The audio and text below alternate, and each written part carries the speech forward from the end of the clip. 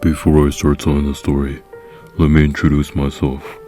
My name is Dexter, and I'm currently playing football for the University of Alabama.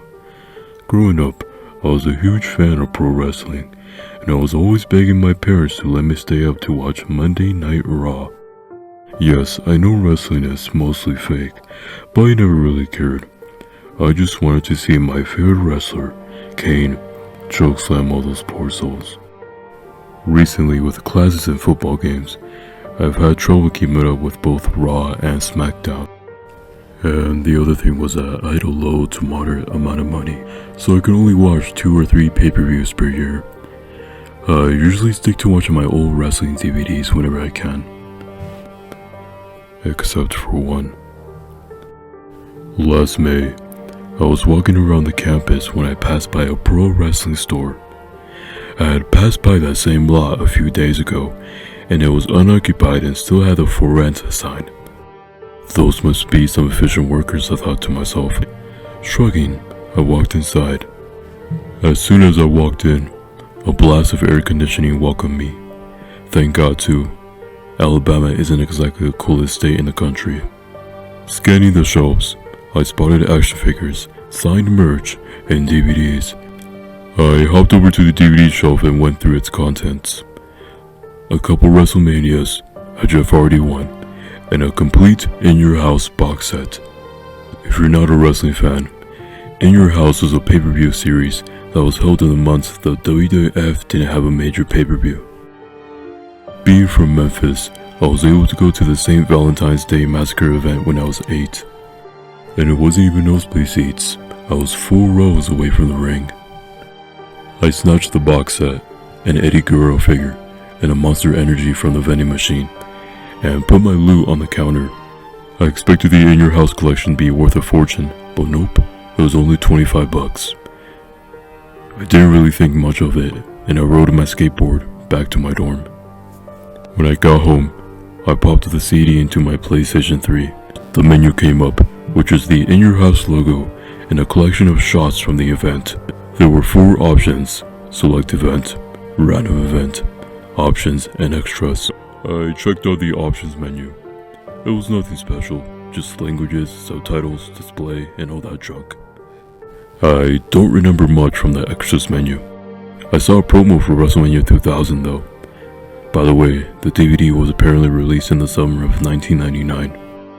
I decided to get the show on the road and went to select event.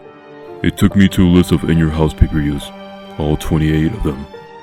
I scrolled through, and sure enough, everything from the first In Your House to Backlash was there. A part of my mind wanted me to go further, to see if there were any more options. There were. Right there on the screen was 29, Armageddon In Your House, clear as day. The title itself didn't really strike me as odd. They were In Your House events that later became yearly pay-per-views, like Unforgiven. I decided to select it. I was brought to another screen. The description said Armageddon took place on June 6, 1999, in Charlottesville, South Carolina. I selected the match select option. There were only 2 matches. The first was a 20-man over-the-top rope battle royal, and the second was Kane vs. Mankind in an Inferno match.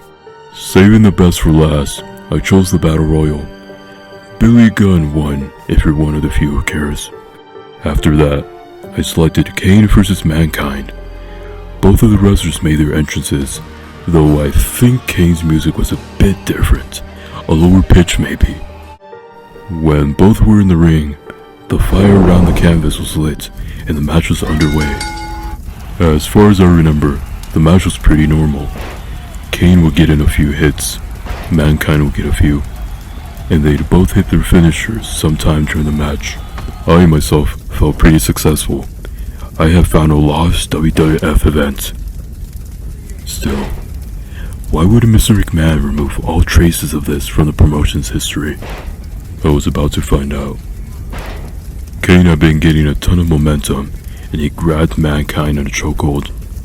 Knowing full well what was coming next, I began to chant, "Choke slam, choke slam, choke slam."